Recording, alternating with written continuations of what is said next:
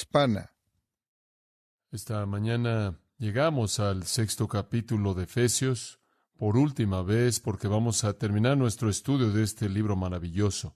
Entiendo, como mencioné la semana pasada, que este es el mensaje 62 o 63 en nuestro estudio de Efesios, y pienso de nuevo, como cuando cierro un libro, aunque hemos pasado más de un año estudiando este libro, que realmente no hemos comenzado a llegar a las riquezas y las profundidades que están aquí, pero Dios realmente ha cambiado nuestras vidas conforme hemos estudiado. Dios ha hecho algunas cosas maravillosas. Conforme miro hacia atrás a los temas en el libro de Efesios, probablemente en este libro, en más de un año, hemos disfrutado del tiempo más emocionante de nuestra iglesia. Dios nos ha confrontado en tantas maneras, con tantos pensamientos nuevos. Ha hecho algunas cosas dramáticas en medio de nosotros y realmente no llega a un fin ahora, porque simplemente tomamos todo lo que hemos aprendido, todo lo que Dios ha plantado en nuestros corazones y comenzamos a aplicarlo aquí, conforme comenzamos a vivir nuestras vidas para su gloria. Entonces, no dejamos el libro de Efesios, simplemente tomamos lo que hemos aprendido y comenzamos a dejarlo moverse a través de nosotros para la gloria de Dios conforme vivimos en este mundo. Pero llegamos en esta mañana a la última sección del libro y vamos a tomar esta sección como una unidad esta mañana, y quiero que escuche conforme leo los versículos 18 al 24.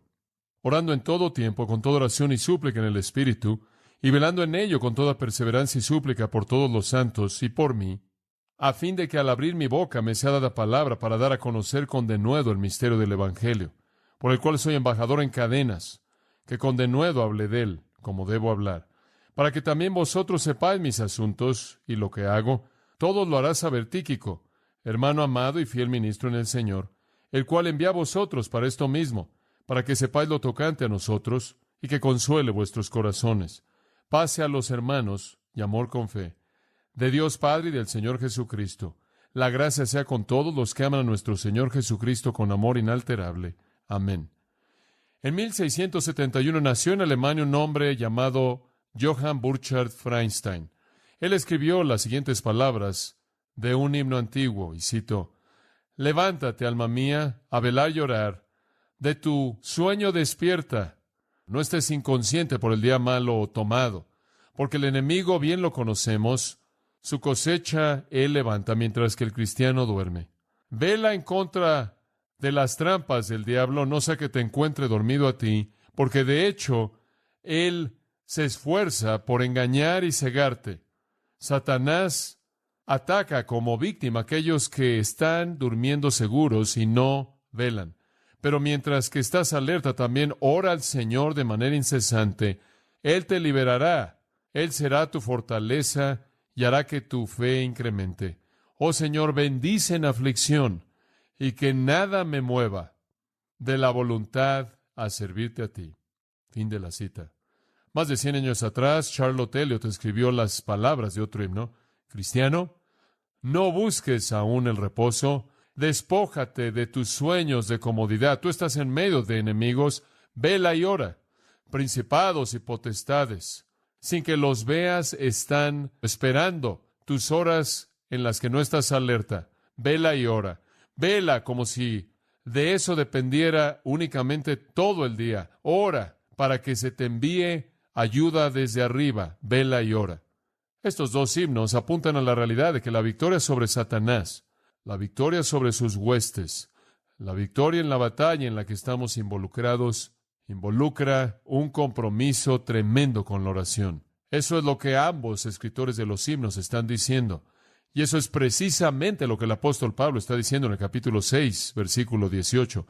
Ahora él ya explicó la batalla en el capítulo 6, versículos 10 al 13. Y él ya ha explicado de manera muy clara la armadura en los versículos 14 al 17. Y ahora él trae a la luz el tema de la oración, y el versículo 18 comienza orando en todo tiempo. La oración entonces se convierte en el tema de conclusión en la carta a los Efesios. No se menciona como parte de la armadura del cristiano porque es más que eso.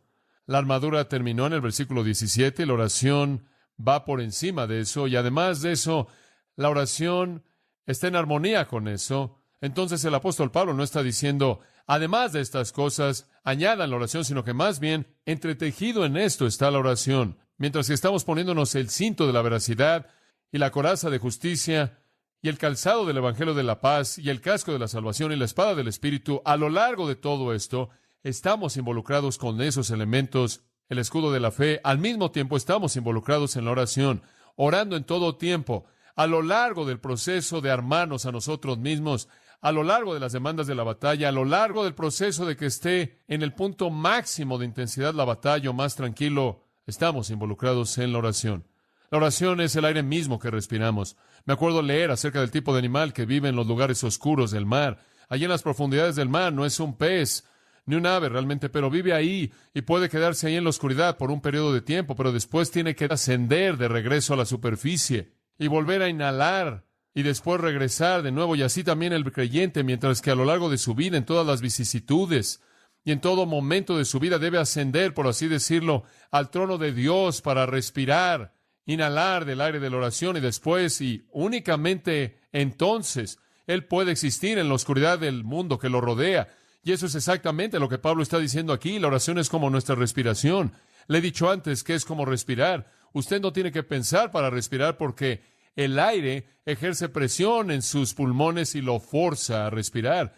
Y entonces, como creyente, no orar es contener su respiración espiritualmente, y los resultados son siempre malos. Mientras que usted vive la vida cristiana, todo el tiempo que se pone la armadura, todo el tiempo que pelea, usted está respirando y respirando y respirando, por así decirlo, en oración. La oración permea todo eso. Pienso en leer El progreso del peregrino y cómo Dios le da a cristiano, en esa maravillosa alegoría, un arma llamada toda oración. Y la instrucción es que cuando todo lo demás falla, esto le va a causar que usted pueda derrotar a todos los enemigos que enfrenta en el valle de la sombra. Pero la oración realmente es más de lo que Bunyan ve ahí. Es más que un arma adicional. Es la atmósfera en la que nuestra vida se lleva a cabo. Toda nuestra pelea y todo el armarnos a nosotros mismos afecta todo en ese sentido. Ahora, el hecho de que concluye en el libro de Efesios es planeado por el Espíritu Santo de Dios, no es por accidente. Nuestro Señor instó a los hombres siempre a orar y no desmayar en Lucas 18:1. Y Él sabe que en la batalla, cuando la batalla se dificulta, usted puede desmayar, usted puede cansarse, usted puede darse por vencido, usted puede abandonar la pelea si usted no ora. Realmente tiene dos alternativas. Usted ora o desmaya. No hay un punto medio. Y entonces en la batalla de la que él acaba de hablar, la oración se vuelve vital, pero es más que tan solo ese contexto. La razón por la que la oración viene aquí, porque encaja con la conclusión del libro total. La carta entera de Efesios llega a un clímax, a su cúspide y a un pináculo en este punto. Es como si la oración fuera como un crescendo musical en el gran himno de alabanza que es el libro de Efesios. Ahora, permítame mostrarle por qué digo eso. Si usted regresa a Efesios, usted descubrirá, como lo hemos hecho en el tiempo que hemos estudiado, que este libro, probablemente más que cualquier otro libro en la Biblia entera, presenta los recursos de un creyente. En mi mente no veo otro libro que llegue a su nivel en estatura en términos de la delineación de los recursos que son nuestros al estar en Cristo.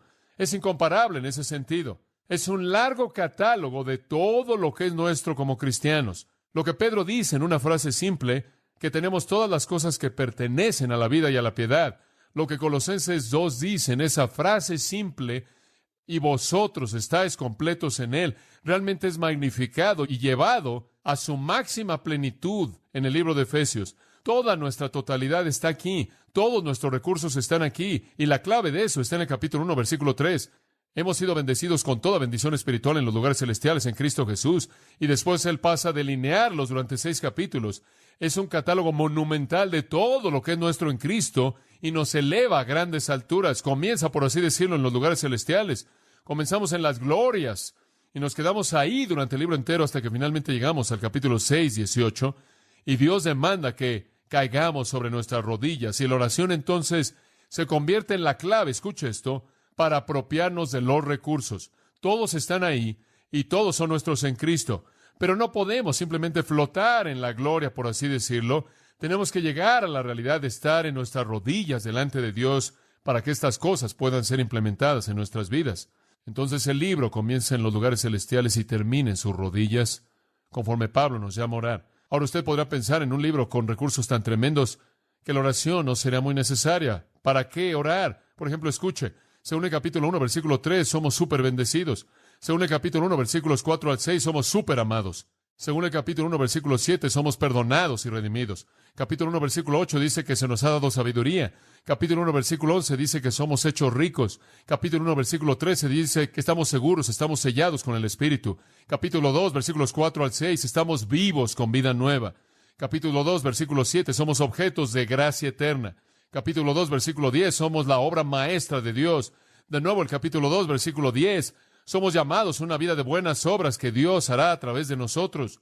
Capítulo 2, versículos 13 al 18, somos uno con Dios y con el resto de los cristianos. Capítulo 2, versículo 19, somos miembros de la familia íntima de Dios. Capítulo 2, versículo 22, somos la habitación misma del Espíritu Santo. Capítulo 3, versículo 20, somos poderosos más allá de nuestra propia imaginación. Capítulo 3, versículo 21, podemos glorificar a Dios. ¡Qué definición tan increíble de un ser humano! Sorprendente lo que Dios ha hecho por nosotros, más allá de lo que jamás podemos imaginar. Cuando usted pasa de ahí al cuarto capítulo, continúa. En el capítulo 4, versículo 13, nos dice que poseemos al Espíritu vivo de Dios en nosotros.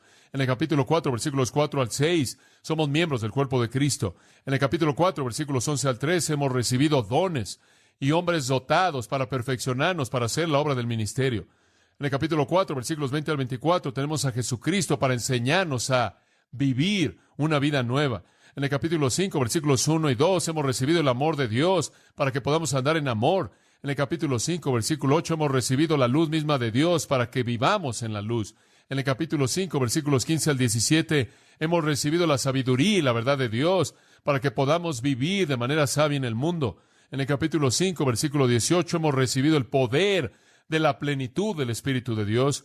En el capítulo 5, versículos 21 hasta el capítulo 6, versículo 9, hemos recibido los recursos para hacer que toda relación humana sea todo lo que Dios siempre quiso que fuera. Finalmente, en el capítulo 6, versículos 10 al 17, hemos recibido una armadura invulnerable, invencible, fantástica y poderosa, en contra de la cual Satanás es indefenso, está indefenso si lo usamos, llevándolo a un clímax en la espada del Espíritu, que es el arma magnífica de la palabra de Dios, que está en la mano de todo creyente. Ahora, ese es un retrato tremendo. Eso es todo lo que es ser un cristiano. Ahora, para cuando usted tiene todo eso en su cabeza y usted reconoce su posición exaltada en Cristo y ve los recursos para vivir la vida cristiana de manera eficaz y usted sabe que no carece de nada, usted entonces se enfrenta a un problema de manera inmediata. Y el problema es lo que usted podría llamar un tipo de doctrina de legalismo. Un problema que puede ser definido en 1 Corintios 10:12. Así que el que piense estar firme, mire que no, que caiga. Usted, de hecho, se convierte en lo que yo podría llamar un ateo espiritual. En otras palabras, tiene una creencia plena en Dios, nada más que no lo necesita Él. Y supongo que este sería uno de los peligros más serios en una iglesia como la nuestra. Estamos tan bien preparados, tenemos tanto conocimiento, tenemos tanta información. Tenemos tantos recursos, entendemos nuestra posición, conocemos nuestros dones, hemos visto la bendición de Dios, hemos tenido tanto éxito y tan poco fracaso, y entonces es fácil para nosotros simplemente avanzar y realmente no reconocer a Dios en absoluto. Podemos caer en un pecado terrible de pensar que tenemos toda capacidad en nosotros mismos y perder el sentido de dependencia de Dios. Creo que debemos orar como un hermano oró, que Dios nos dé suficiente éxito para conocer que Él está ahí y suficiente fracaso para saber que lo necesitamos de manera desesperada. Tenemos tantas cosas a nuestro favor en nuestra sociedad, en nuestra iglesia, en nuestras vidas. Hemos visto una bendición tan tremenda por parte de Dios que es fácil enorgullecernos y reducir todo a cómo hacerlo y a los trucos y programas y estrategias y los métodos. Lo tenemos todo, lo hemos hecho todo y eso es maravilloso. Y todo va muy bien. ¿Sabe una cosa? Quizás nuestro matrimonio va bien, nuestros hijos están bien, todo está bien en nuestra iglesia, todo es maravilloso, y nos volvemos ateos espirituales. Simplemente no dependemos de Dios, y ese tipo de oración profunda que anhela clamar a Dios desde nuestros corazones simplemente no está ahí.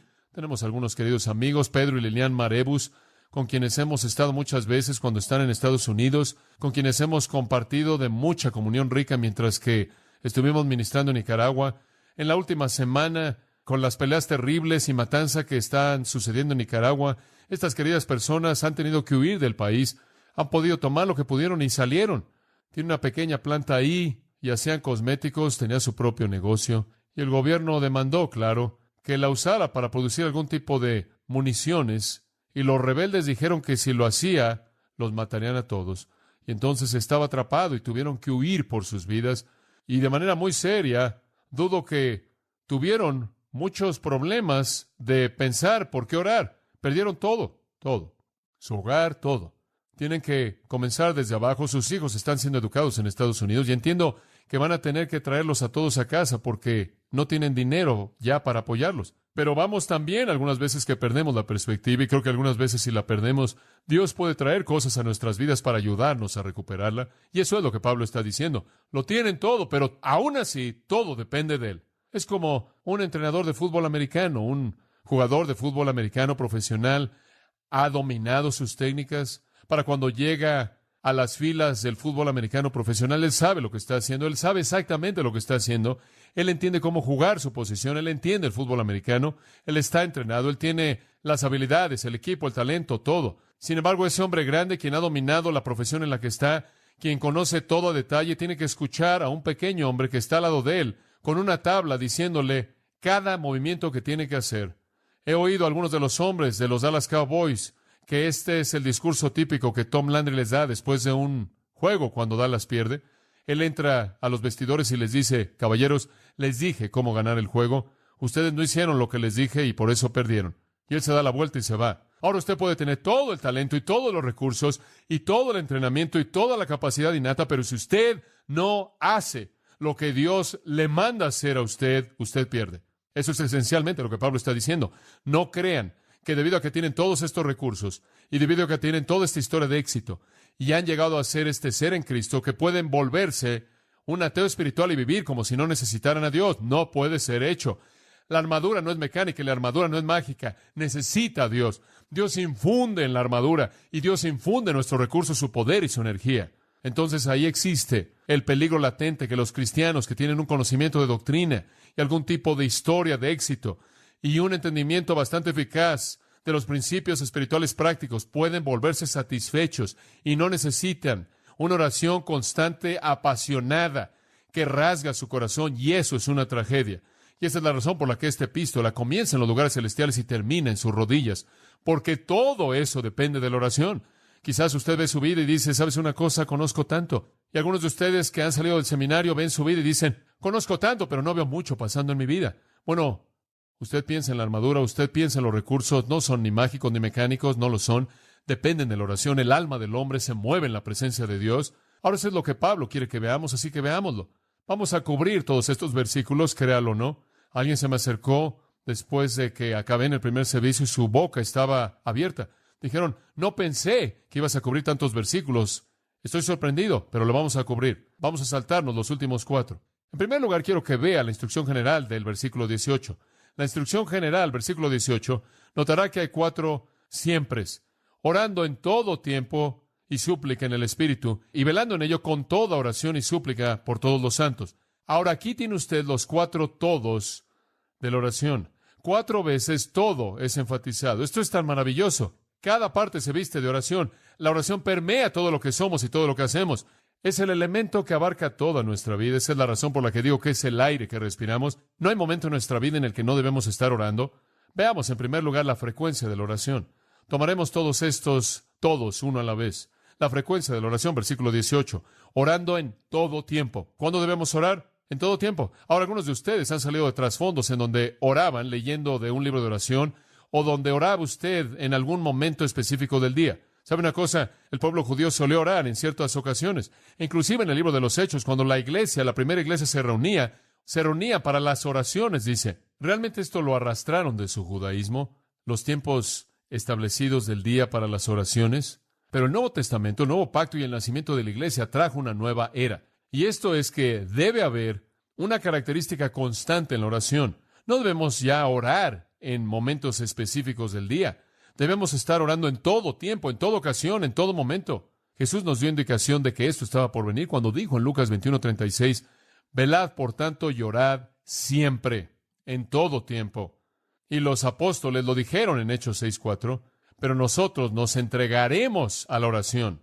Nos entregaremos continuamente. no solo a esas oraciones prescritas, sino a toda oración.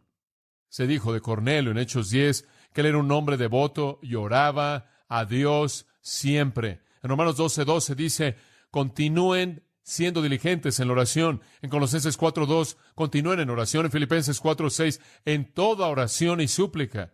Y resumiéndolo en 1 Tesalonicenses 5:17, orad sin, ¿qué? Cesar. 2 Timoteo 1:3, el apóstol Pablo indicó que él hacía eso. A Timoteo le escribió, sin cesar me acuerdo de ti en mis oraciones noche y día. Tenemos que orar siempre. En Hechos 2 encontramos a la iglesia orando constantemente. Y aunque su oración fue algo débil en la fe, Dios la respondió de tal manera que hay un patrón de orar en todo tiempo. Solía preguntarme lo que esto significaba, porque mi vida estaba llena de tantas cosas. Aparentemente no había manera en la que pudiera orar en todo tiempo. Y obviamente usted no puede andar corriendo por todos lados con su pequeña libreta de oración leyendo oraciones todo el día, ¿verdad? Usted ve a Israel y usted ve a esas personas judías allá enfrente del muro de los lamentes, hora tras hora, repitiendo sus oraciones. Quizás usted viene de un trasfondo de la Iglesia Católica en donde usted pasa por una serie de cuentas una y otra y otra y otra vez, momento tras momento. Ninguna de esas cosas es lo que significa orando en todo tiempo. No es solo andar por todos lados repitiendo ciertas fórmulas, repetición vana. Es simplemente vivir su vida en la conciencia de Dios. Es que su vida entera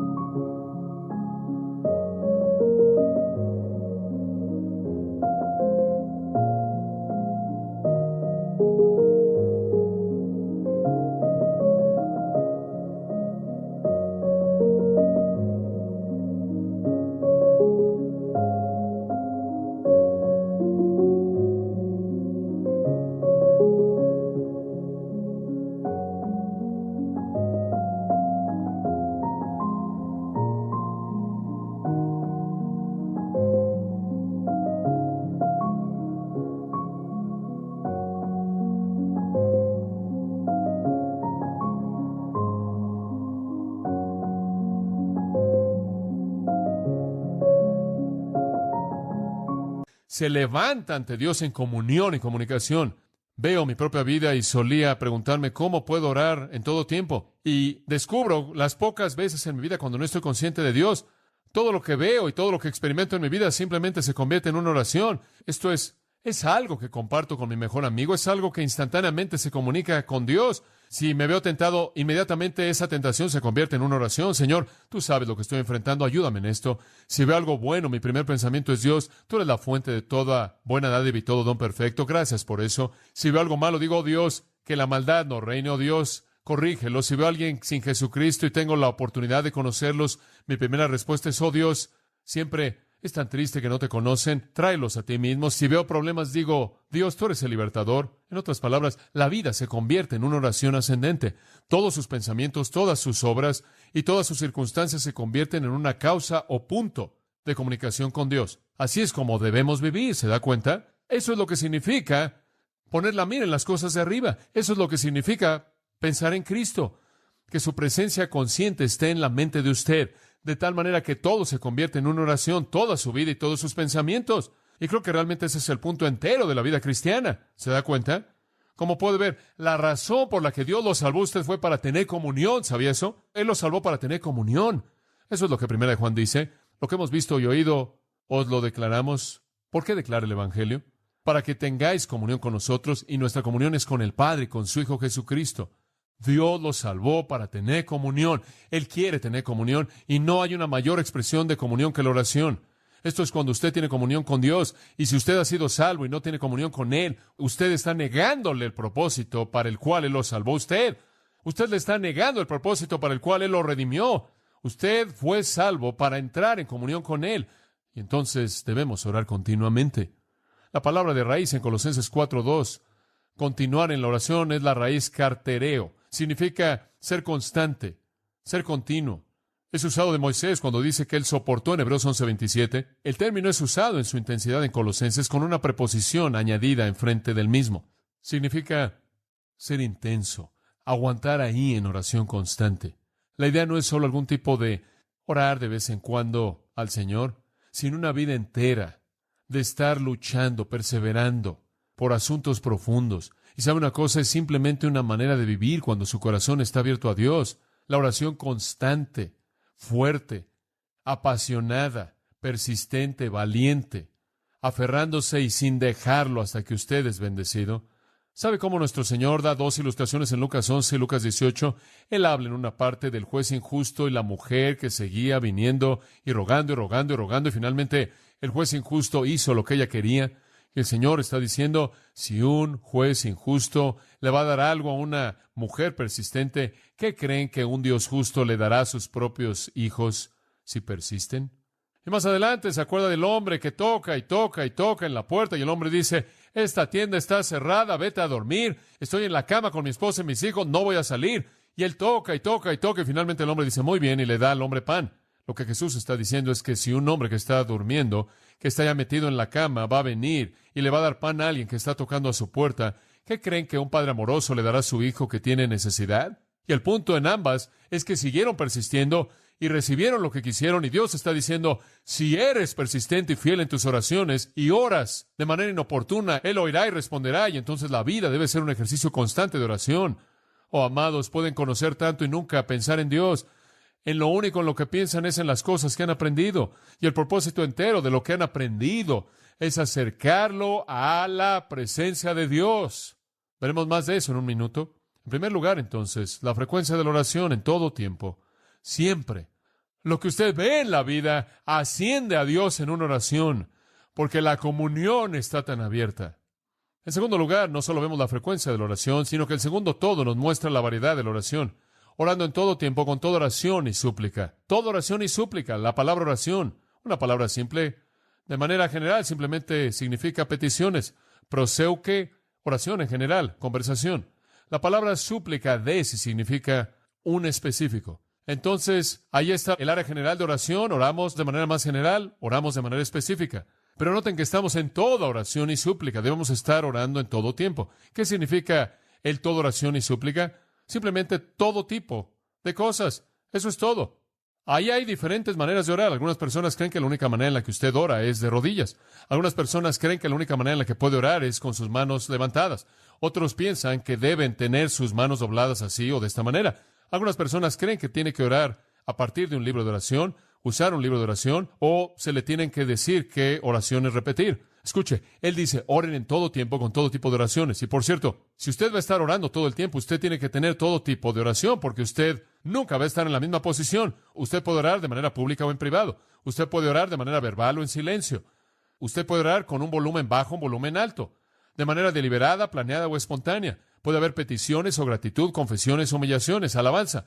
Puede estar de rodillas, de pie, levantando las manos, postrado. Él simplemente está diciendo, oren todo el tiempo de toda manera.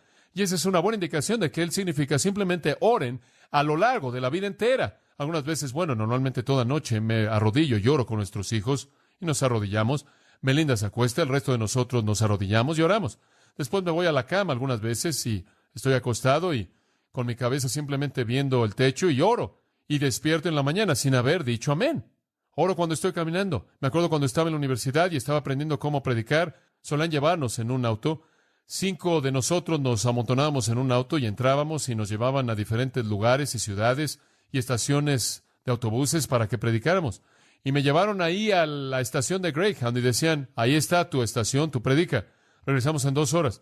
Yo predicaba un sermón y después tomaba un descanso de 15 minutos, iba a testificar y salía a predicar otro sermón. Y eso es algo aterrador para un joven, pero les digo, todavía me aterra. No lo haría ahora, pero de cualquier manera me llevaban ahí, llorábamos, íbamos orando. Conforme nos llevaban en el auto, recuerdo la primera vez que hicimos esto, pensé que era algo extraño. El hombre que iba manejando oraba y él no cerraba sus ojos. Entre más pensaba en esto, más me gustaba, obviamente. Un testimonio vivo del hecho de que es una buena manera de orar si usted está manejando. Pero usted puede orar mientras maneja un auto. De hecho, Bill Glotterman me dijo esta mañana que su esposa siempre puede saber cuando está orando, cuando maneja, porque él reduce la velocidad más y más y más, y entre más se acerca a Dios, más sensible se vuelve al límite de velocidad. Pero usted puede orar en todo tiempo y en toda circunstancia y en cualquier situación en la que esté, y eso es exactamente lo que Pablo está diciendo. Nunca, habiendo considerado todos los recursos infinitos que son suyos en Cristo, piense ni por un momento de que usted no depende en todo momento del poder de Dios, porque depende de Él. Que todo se convierte en oración. Y entonces Pablo le dice a Timoteo en 1 Timoteo 2:8, quiero que los hombres oren en todo lugar.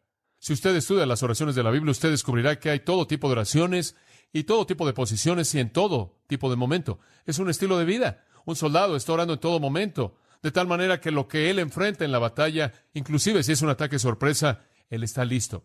Él tiene un tipo de vida que está totalmente abierto a Dios. Escuche, me acuerdo que asistí a una conferencia de pastores con algunos de los pastores de la iglesia, y un hombre se puso de pie y predicó del hecho de que debemos orar en la mañana. Y digo, él predicó, debemos orar en la mañana. Y él fue a todo pasaje, como yo lo hice esta mañana, Salmo 63, de mañana te buscaré, oh Dios. Y él habló de los hombres que oraban en la mañana, y aquí estaban en la mañana, y debemos orar en la mañana. Fue un gran sermón. Y mientras que él estuvo predicando, estuve buscando todas las escrituras que hablaban de orar en la noche y en la tarde y demás. Digo, él tenía un buen punto. Debemos orar en la mañana, pero no a expensas de cualquier otro momento.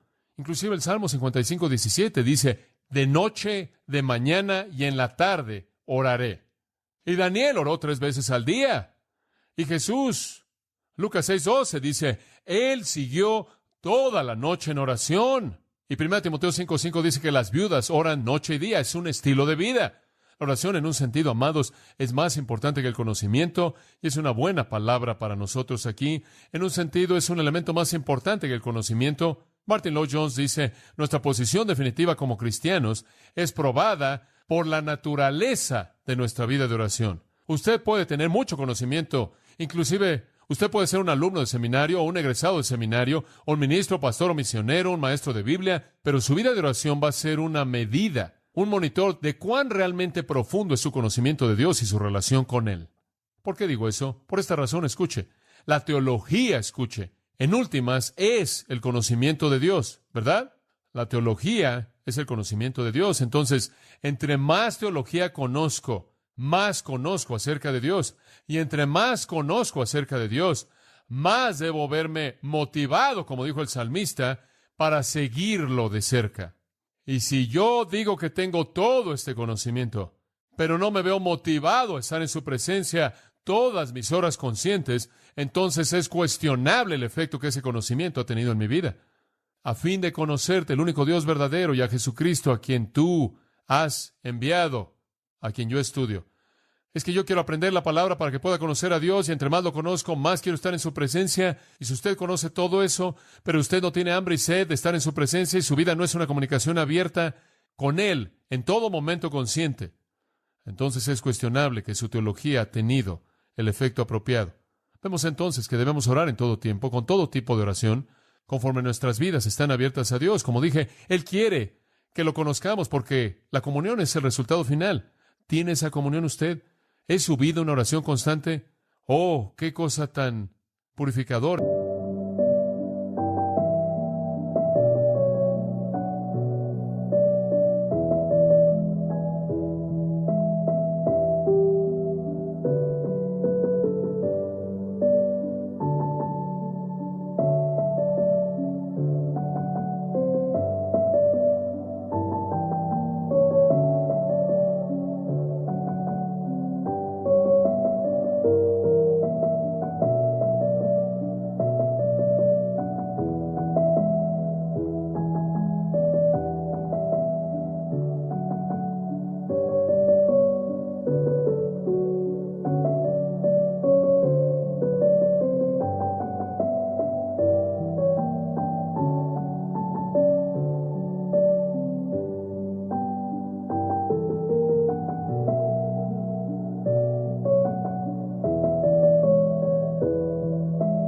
Es esa.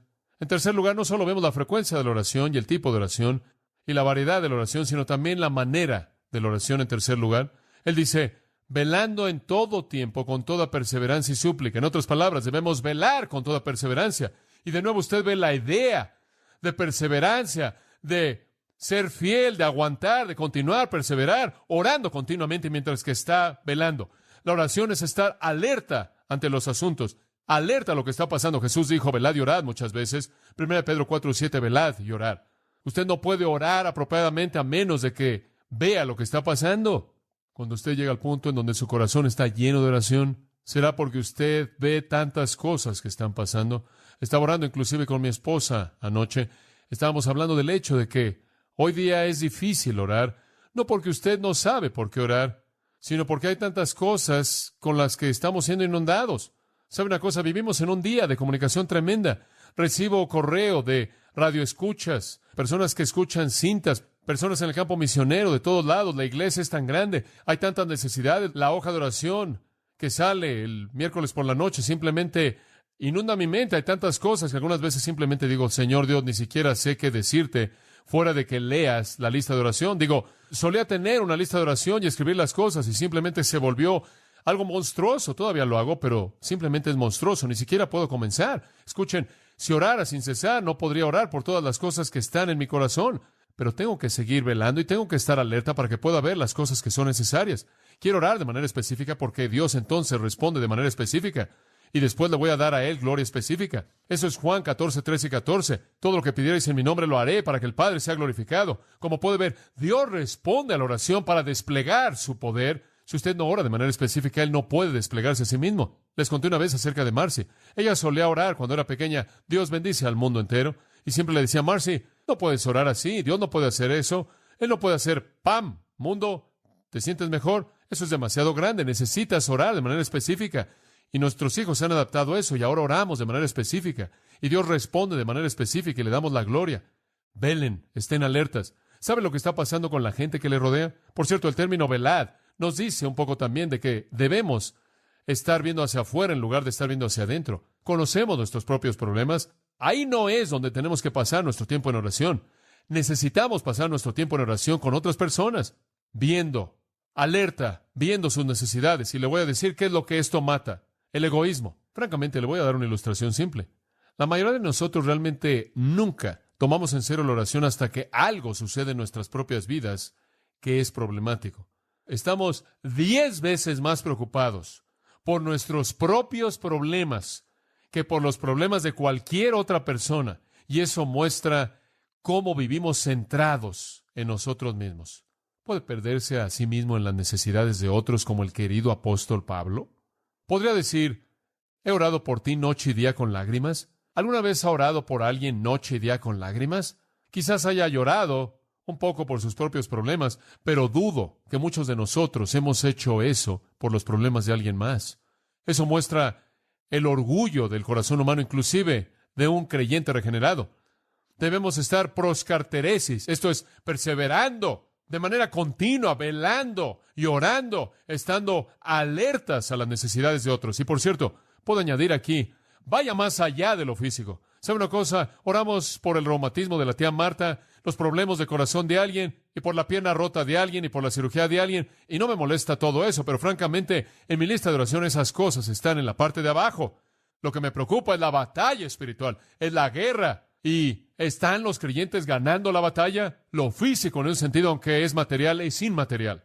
Lo que hace que mi corazón esté preocupado es alguien que no está viendo victoria en su vida, alguien que no está viendo a Dios llevar a cabo su obra poderosa, alguien que no sabe que tiene que ver la liberación del poder del Espíritu de Dios. Eso preocupa mi corazón. Estoy orando por la extensión del reino de Dios y las vidas de su pueblo. Estoy orando porque almas sean ganadas a Jesucristo. Es muy difícil para mí el colocar en la parte de arriba de mi lista lo físico, aunque reconozco que es una necesidad y que tiene un efecto tremendo en nuestras vidas espirituales. Eso es secundario. Lo que Pablo está diciendo es esto. Miren, aquí está la guerra. Y es debido a la guerra que debemos orar. No es fácil que usted pelee la batalla, entonces oro por ustedes. Oro de vez en cuando por las cosas físicas de la gente, pero más que eso oro porque Dios le dé victoria a usted. Oro porque usted gane la batalla en contra del enemigo. Realmente no me importa lo que le pase a mi cuerpo físico o al suyo, siempre y cuando podamos ganar la victoria para la gloria de Dios. Amén. Esa es la batalla. Ese es el punto. Entonces, nos concentramos en lo que es más necesario.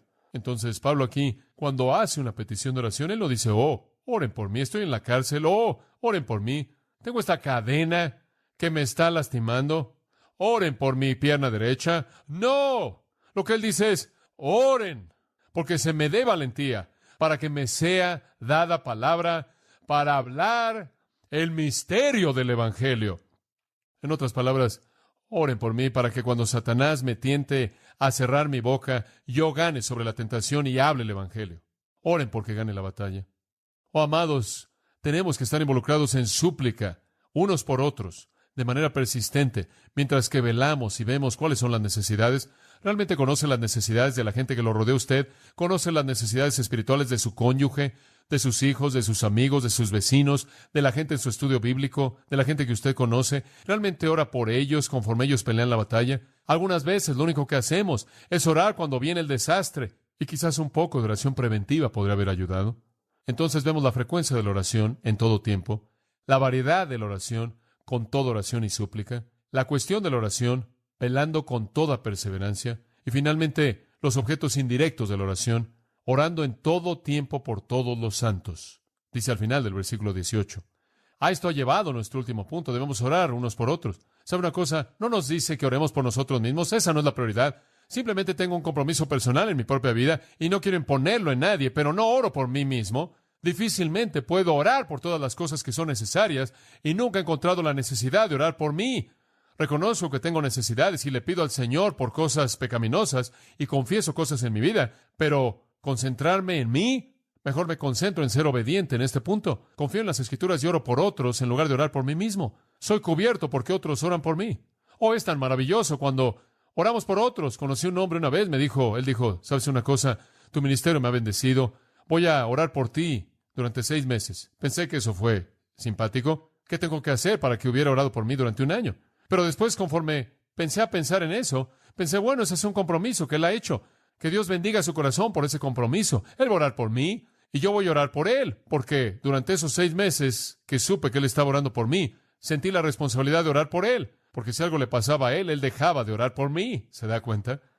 Entonces, así es como el cuerpo crece en amor. Así es como nos volvemos uno, cuando no tenemos que esperar nuestros problemas para orar, sino cuando estamos perdidos en las necesidades de otros.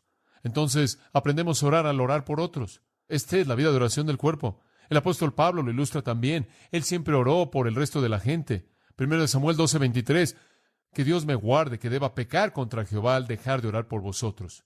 No se preocupe por usted. Usted ore por alguien más. Alguien más ora por usted y todo el mundo es cubierto, ¿verdad? Cuando una parte del cuerpo físico está enferma, el resto del cuerpo la compensa de manera directa e indirecta. Y así es en la oración. Oren unos por otros. Un dedo enfermo no puede ayudarse a sí mismo. El resto del cuerpo tiene que bombear vida nueva a ese dedo herido. Esa parte de su anatomía que está lastimada o lo que tiene que ser apoyado por el resto, no puede apoyarse a sí misma en su debilidad. Y así es que debemos orar unos por otros para estar preocupados por eso. ¿Sabe una cosa? Antes de que estallara la guerra civil española en Barcelona y Madrid y otras partes de España, habían clínicas psicológicas que habían surgido por toda España y tenían muchas personas neuróticas, según los historiadores. Y todos estos neuróticos estaban recibiendo una serie de tratamientos para su neurosis. Eran atendidos de manera regular por los psiquiatras y demás. Y había mucha gente que recibía consulta. Este historiador dijo, de manera interesante, que hicieron un estudio psicológico y sociológico de los efectos de la Guerra Civil Española, y todas esas personas que tenían problemas personales y preocupaciones y ansiedades y tentaciones, y estaban involucrados en psiquiatría y psicoanálisis y todo esto, tan pronto como la Guerra Civil vino, uno de los primeros efectos más impactantes de la guerra es que virtualmente vació todas las clínicas psicológicas y psiquiátricas en España. ¡Qué interesante! Un escritor dijo que estas personas neuróticas repentinamente fueron curadas por una ansiedad mayor, la ansiedad por su vida entera.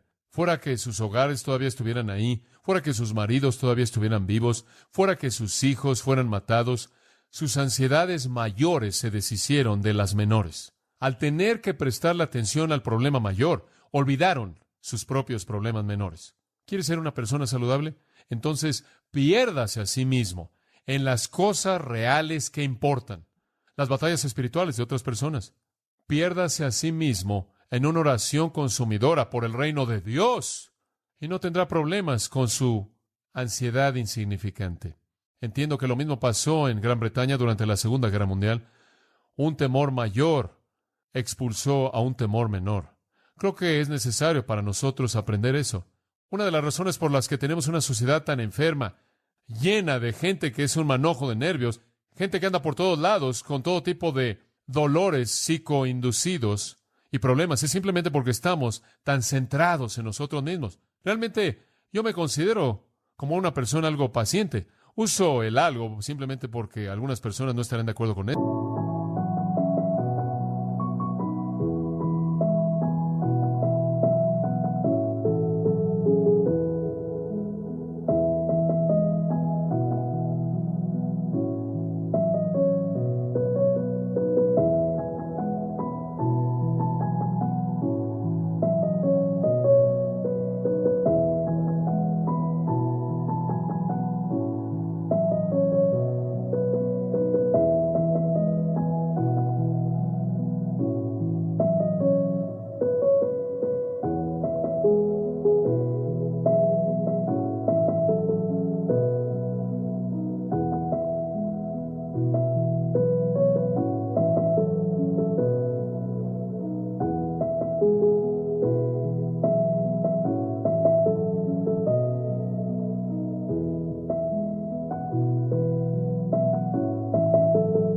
Pero ¿sabe una cosa? Una de las cosas que es difícil tolerar para mí son personas que simplemente están totalmente consumidas con sus propios problemas, porque es una manifestación tan clara de estar centrados en sí mismos. Pero eso es opuesto al concepto de la vida cristiana. Debemos estar tan perdidos en las necesidades de otros que el yo se desvanece, que sus pequeñas ansiedades den lugar a ansiedades mayores, las batallas espirituales de otros. Bueno, hay un pensamiento final en este versículo 18 y es este. Cuando usted lo ha dicho todo, la frecuencia de la oración en todo tiempo, la variedad de la oración en toda oración, la manera de la oración, velando para que conozca las necesidades con toda perseverancia, los objetos indirectos de la oración, todos los santos, pero el pensamiento que permea todo está a la mitad del versículo. Debemos orar en el Espíritu, en el Espíritu. Ahora, por favor, amados, esto no tiene nada que ver con hablar en lenguas. Cada vez que oigo eso, simplemente es como que alguien rasguña el pizarrón con sus uñas. Usted no puede meter las lenguas en este versículo. En Judas 20 dice, orando en el Espíritu Santo. No está hablando de algún éxtasis, no está hablando de algún idioma estático. Orando en el Espíritu es lo mismo que orar en el nombre de Cristo. Es orar en coherencia con quién es Él y cuál es su voluntad. Aprenda a orar en armonía con el Espíritu.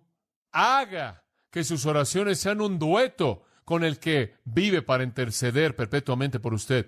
Usted sabe que Romanos 8:26 dice que no sabemos por qué orar como debiéramos, pero el Espíritu hace intercesión por nosotros con gemidos indecibles.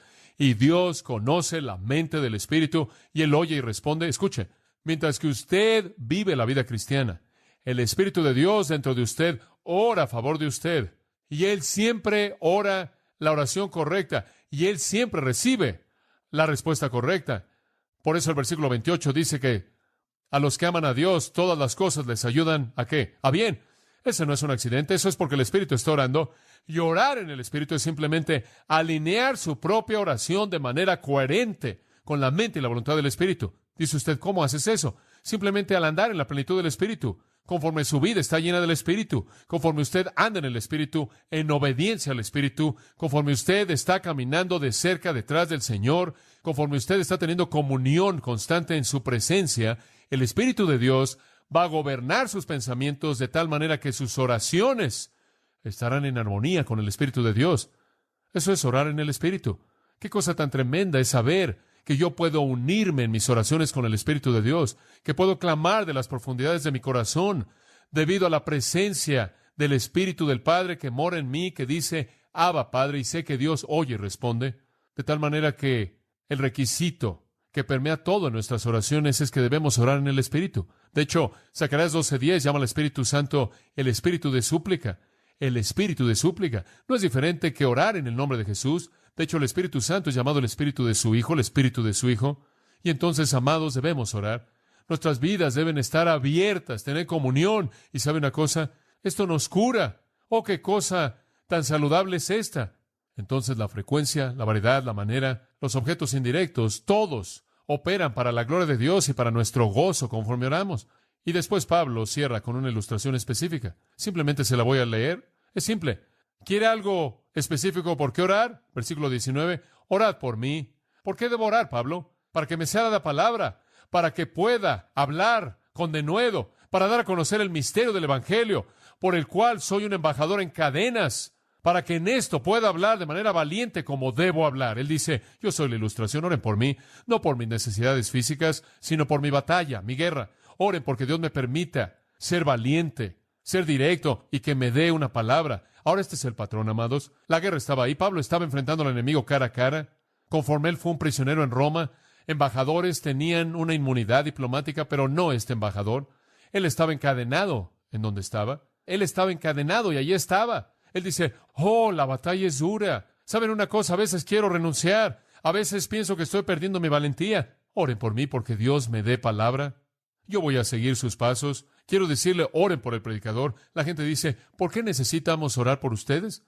¿Orar por Pablo? ¿Quién necesita orar por Pablo? Digo, él tiene todo. Tenemos que orar por la gente en la periferia. Simplemente recuerde que si el hombre en la cabeza cae, muchas personas van con él. Y Pablo estaba consciente del hecho de que el resto eran tan fuertes como su líder lo era y su patrón. Oren por mí, dice él, para que pueda ser valiente en lo que digo y que en mi valentía también pueda reunir a otros en torno a mí para que ellos también tengan valentía. Y sabe usted que cuando él escribió la carta filipense después de esto, él escribió y dijo, oh, dijo él, lo que me ha pasado en la cárcel le ha dado mayor valentía a otros. ¿Se da cuenta? Entonces, conforme oraron por él se volvió un ejemplo más fuerte y ayudó a otros. Oren por mí, él dice. Y el punto que quiero que entienda es que él quería que oraran porque una batalla espiritual fuera ganada, para que él no perdiera valentía y su denuedo. Dice usted, bueno, me gustaría orar por otras personas, pero no tengo ninguna información. Y esa es la razón por la que Pablo añadió el versículo 21 y 22. Él dice, para que también vosotros sepáis mis asuntos y lo que hago, todos lo hará saber Tíquico, hermano amado y fiel ministro en el Señor, el cual envía a vosotros para esto mismo, para que sepáis lo tocante a nosotros. Yo no espero que oren por mí si no tienen ninguna información, entonces voy a enviar a mi buen amigo Tíquico, por cierto, un querido amigo de Pablo, mencionado 5 veces en el Nuevo Testamento, quien es el que entrega la carta de los Efesios y también trae palabras acerca de Pablo. Estaban preocupados, no sabían qué estaba pasando en su vida, no sabían cómo iban las cosas en la prisión, querían oír. Él dice, lo estoy enviando para que les dé esta información, para que puedan orar realmente de manera inteligente. Versículo 22, al cual envía a vosotros para esto mismo, para que sepáis lo tocante a nosotros y que consuele vuestros corazones. Él les va a decir que estoy bien, y Él puede decirles dónde está la batalla y puedan orar. Escuchen, amados, si vamos a orar, oremos por cosas espirituales y abramos nuestras vidas unos a otros para que tengamos algo por qué orar, ¿verdad?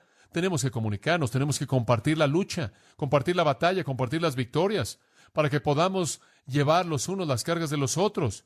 ¡Qué lección de la oración! Debemos estar conscientes de Dios, ser abnegados, estar velando, llenos del Espíritu, siendo persistentes, personas valientes, buscando únicamente la gloria de Dios en nuestras oraciones.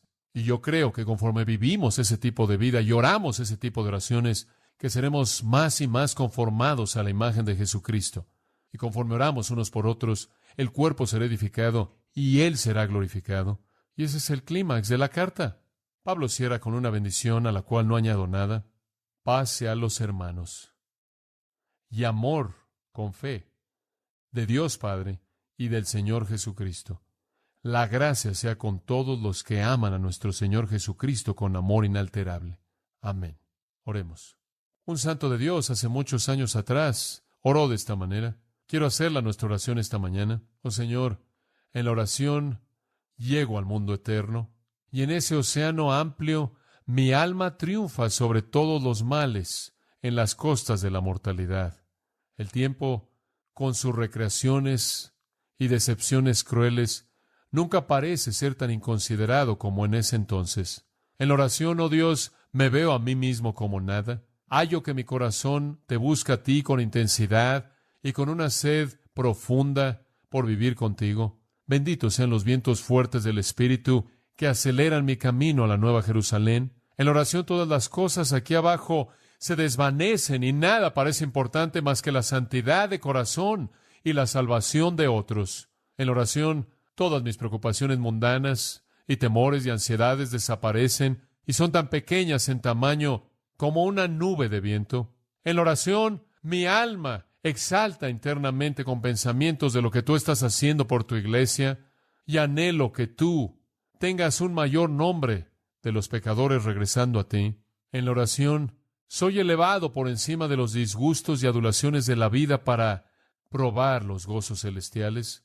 entrando al mundo eterno, puedo entregarme a mí mismo, a ti, con todo mi corazón para siempre.